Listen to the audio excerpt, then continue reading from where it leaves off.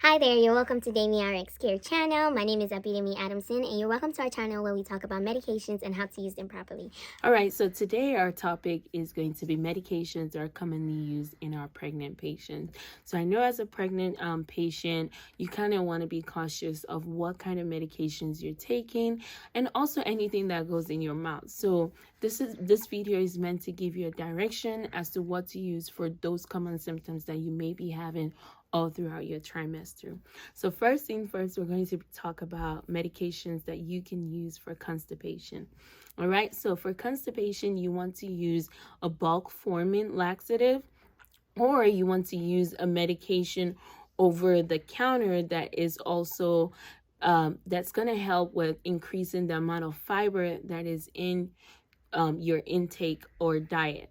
So a medication that you can commonly use is called Fibercon or Metamucil. So these are medications that you can find over the counter, and they usually come in powder, and you just mix it with fluid, and you just take it in the morning or evening whenever you feel like you want to be able to use the bathroom. And this medication kind of takes a bit of a couple of hours in order for them to work. So you want to give them about 6 to 12 hours for them to really kick in, and then you'll be able to use the bathroom. For more information about the medication, you can check out our constipation video where I kind of went over that the Fibercon and Metamucil. All right, so what are some other lifestyle habits that you can incorporate in your daily habits in order for you to be able to use the bathroom regularly? All right, so first thing first, you want to increase the fluid intake. So make sure you're drinking plenty of water, most especially water we would recommend, or like a Gatorade or a liquid that contains electrolytes or nutrients that kind of helps you with your mineral intake. Also, another lifestyle management tip that you want to employ is making sure that you're increasing your physical activity. Although when it comes to increasing your physical activity, you want to keep it to a minimal, just so you're not putting your body in a high stress mode, which really isn't going to be too healthy for you or your baby. Another tip is you want to increase your fiber intake as well in order to help you use the bathroom more easily. Another symptoms that patients go through is also morning sickness. This is very common in our patients during their first trimester. So other patients may feel this during their second or third trimester. So usually it just depends on how your body is doing and what kind of symptoms your body is showing all throughout your pregnancy.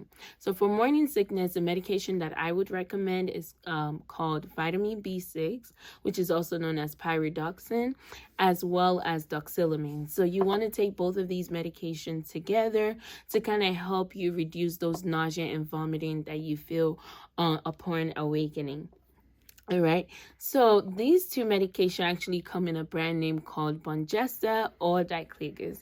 These two brand name medication may be very expensive, and I know some insurance do not cover those medication. So your best bet is probably getting those medication as a combination over the counter.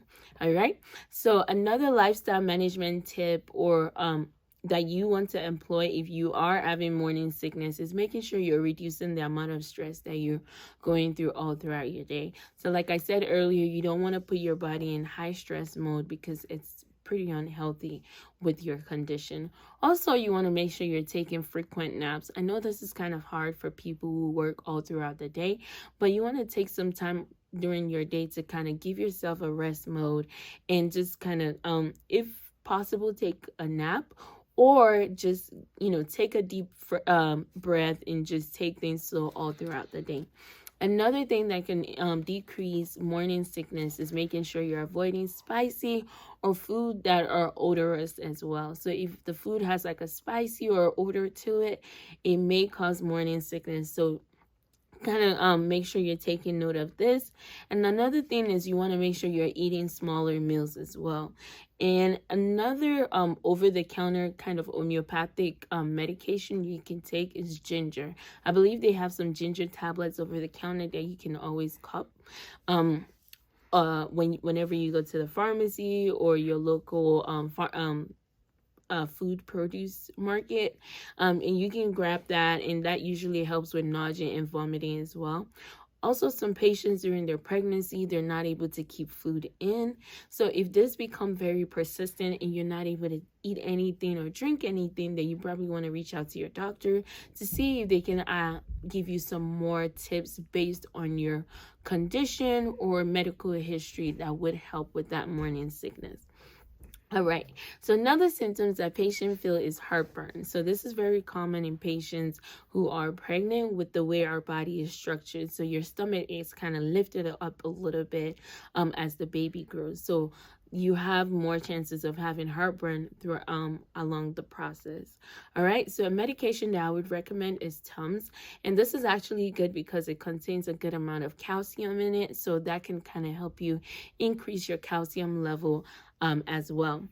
Also, some management tip is making sure you're reducing the amount of stress again, and also avoiding spicy or food that are full of odor, eating smaller meals, and also avoid eating closer to bedtime. So you want to give yourself about 3 hours before going to bed after you've had a meal.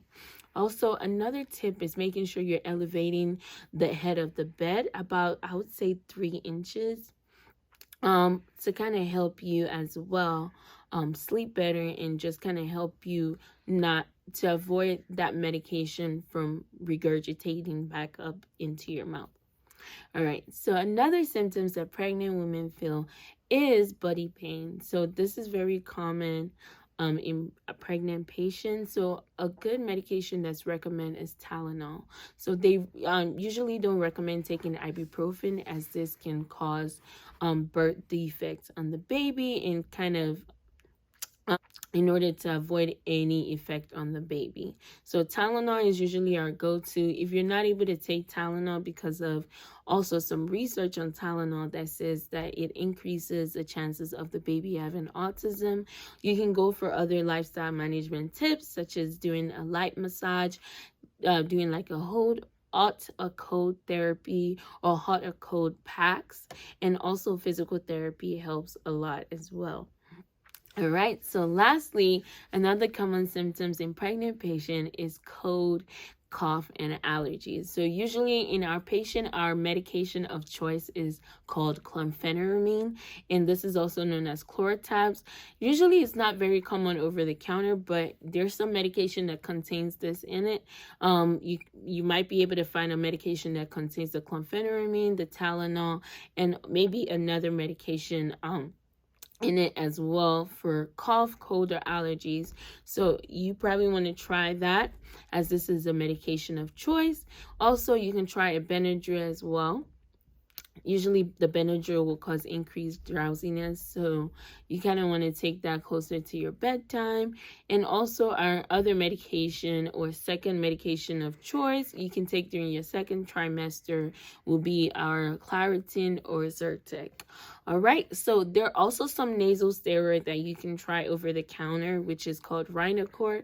The generic for this is called budesonide, and that should also help reduce those allergy, cough, and cold symptoms that you're having.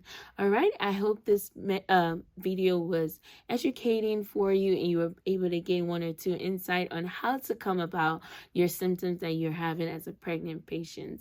All right, I wish you safe delivery, and make sure you're checking with your OBGYN if you have any other questions. You can also check out our website and talk to a healthcare professional regarding what medications to use or other recommendations regarding the symptoms that you're having. All right, thank you and bye for now.